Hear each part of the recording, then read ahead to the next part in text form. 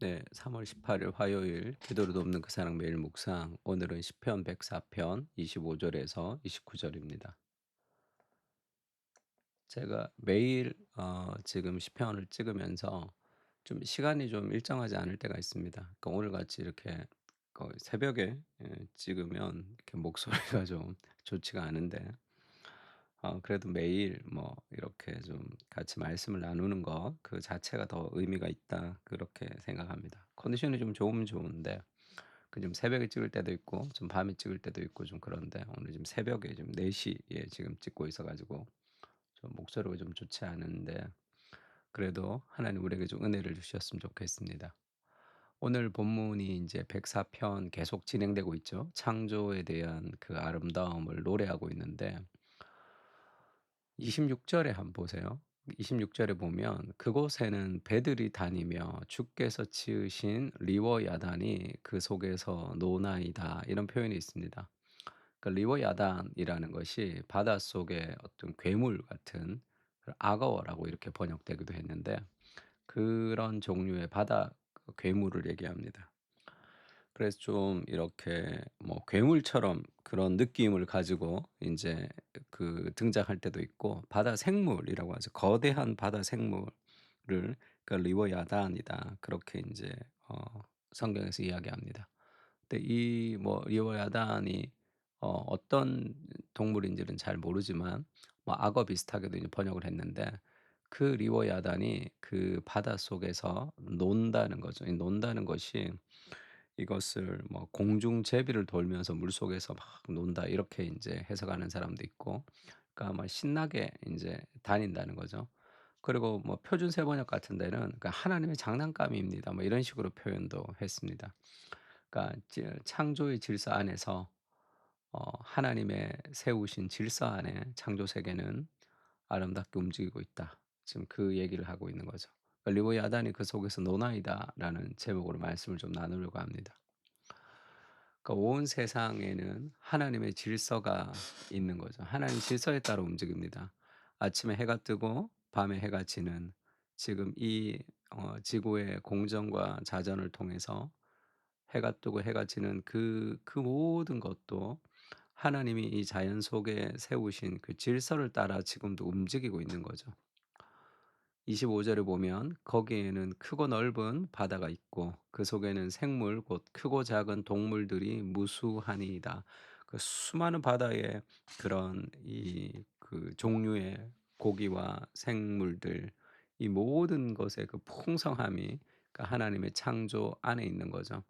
그래서 뭐 아이들 우리가 키울 때 인제 어렸을 때 아쿠아리움 같은 데 인제 애들 가는 거 좋아하니까 그런 데 가 보면 정말 다양한 종류의 다양한 색깔 마치 누가 컴퓨터 그래픽으로 이 색깔을 입힌 것 같은 그런 물고기들이 어마어마하게 많습니다.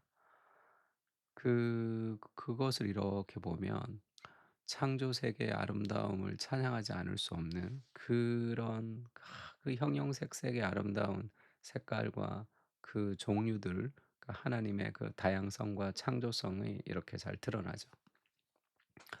그리고 그곳에는 배들이 다니며 주께서 지으신 리워야단이 그 속에서 노나이다. 리워야단이 약간 부정적인 동물로 이렇게 성경에서 많이 나오기도 하는데 여기서는 그렇게 부정적이지는 않습니다. 그러나 그것까지도 하나님의 통제 아래, 하나님의 질서 아래 지금 이루어지고 있다.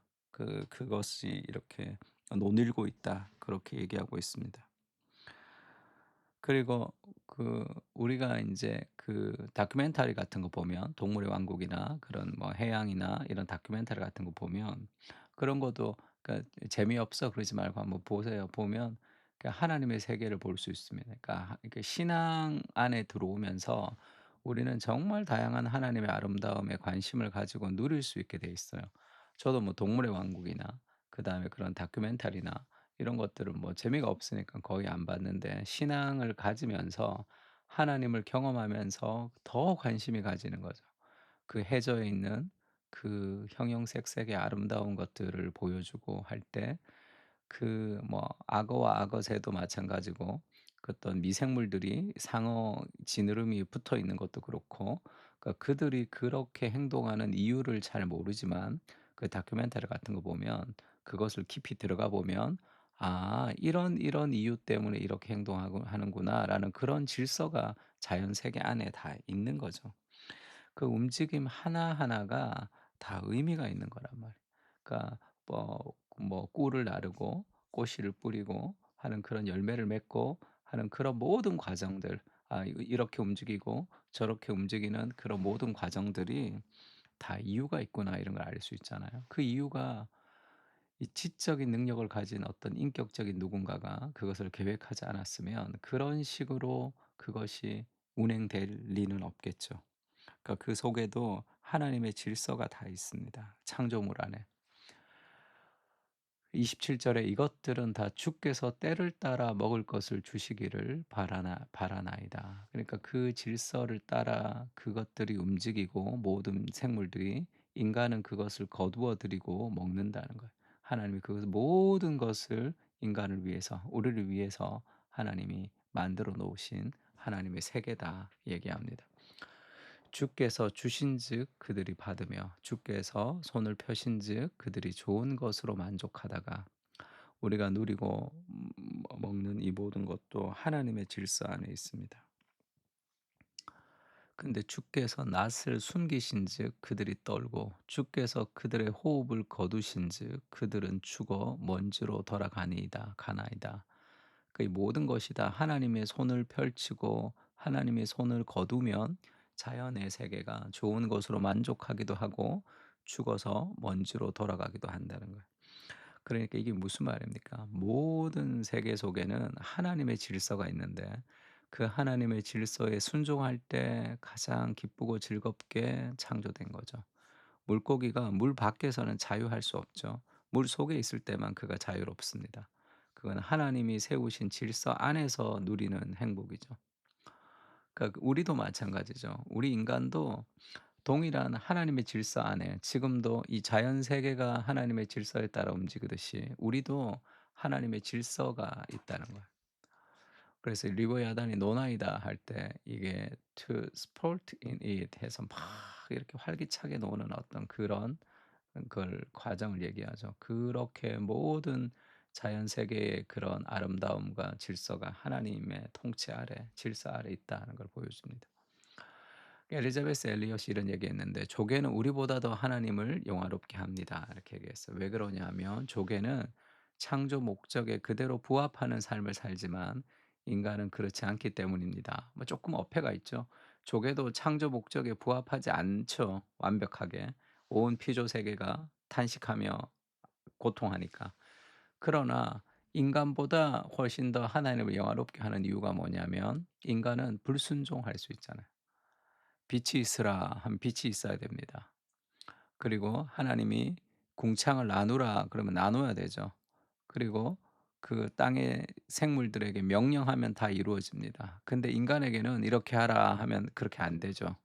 왜냐하면 인간은 도덕적 자기 의지를 가지고 자발적 순종을 통해서 인간이 성장하도록 하나님이 그렇게 창조했기 때문입니다. 그러니까 사랑의 관계로 창조하신 거죠. 사랑의 관계로 창조했는데 자유롭지 못한 관계라는 건 있을 수 없는 거죠. 그래서 자연은 하나님의 말씀과 명령에 그대로 순종하지만 인간은 그렇지 않은 거죠. 그래서 엘리자베스 엘리엇이 그렇게 얘기했습니다. 저 왜 저런 표현을 했을까? 잘 모르지만 저는 그런 마음이 좀 느껴지는 것 같아요. '그렇게 순종하고 싶다. 그랬으면 좋겠다.' 그런 마음에 어떤 소망이 좀 있지 않나 생각합니다. 그리스도 중심적으로 적용을 하자면 우리에게도 지금 질서가 있죠. 하나님의 질서. 거기에 순종하는 겁니다. 우리가 그의 계명을 지키면 이로써 우리가 그를 아는 줄을 알 것이요. 하나님을 알면 계명을 지킨다는 거죠. 그를 아노라 하고 그의 계명을 지키지 아니하는 자는 거짓말하는 자요 진리가 그 속에 있지 아니하되, 진리가 우리 속에 있고 하나님을 알면 하나님을 사랑하기 때문에 그의 말씀을 순종하게 되어 있습니다. 누구든지 그의 말씀을 지키는 자는 하나님의 사랑이 참으로 그 속에 온전하게 되었나니 이로써 우리가 그의 안에 있는 줄을 아노라. 그의 안에 산다고 하는 자는 그가 행하시는 대로 자기도 행할지니라. 사랑 가운데 기쁘게 순종하는 하나님의 말씀의 질서를 따라 살아가는, 그때 인간이 가장 행복하게 창조된 거죠. 리워 야단이 바다 물속을 이리저리 뛰면서 하나님의 질서 안에서 그가 행복을 누리듯이 우리는 하나님의 계명이라는 그 하나님의 질서 안에서 우리가 행복을 누릴 수 있습니다. 갈라디아서도 이렇게 얘기하죠. 그리스도께서 우리를 자유롭게 하려고 자유를 주셨으니 그러므로 굳건하게 서서 다시는 종의 멍에를 매지 말라. 그 자유는 종의 멍에를 매는 자유가 아니죠. 우리를 자유롭게 하려고 자유를 주셨다. 형제들아 너희가 자유를 위하여 부르심을 입었으나 그러나 그 자유로 육체의 기회를 삼지 말고 사랑으로 서로 종노릇하라. 그게 진정한 자유죠. 사랑으로 하나님을 섬기며 나를 희생하면서 하나님을 섬기는 거. 나보다 더 사랑하는 대상을 위해서 나를 희생하면서 그 사람의 기쁨을 위해서 섬기는 거. 그것이 가장 큰 삶의 자유입니다. 그 하나님의 질서 안에서의 자유를 하나님 우리에게 주시는 거죠. 온 피조 세계 속에는 하나님이 심어 주신 질서가 있습니다. 우리의 삶 속에도 하나님의 질서가 있음을 기억하며 내 마음에 원하는 삶이 아니라 하나님의 질서에 순종하는 지혜를 허락해 주시옵소서. 그것이 가장 복된 길이며 가장 선한 길이며 가장 행복한 길임을 고백합니다. 순종하게 하시고 순종 안에서 자유를 누리게 하옵소서.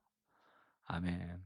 우리 시편을 가지고 다 같이 한번 기도했으면 좋겠습니다. 기도하겠습니다.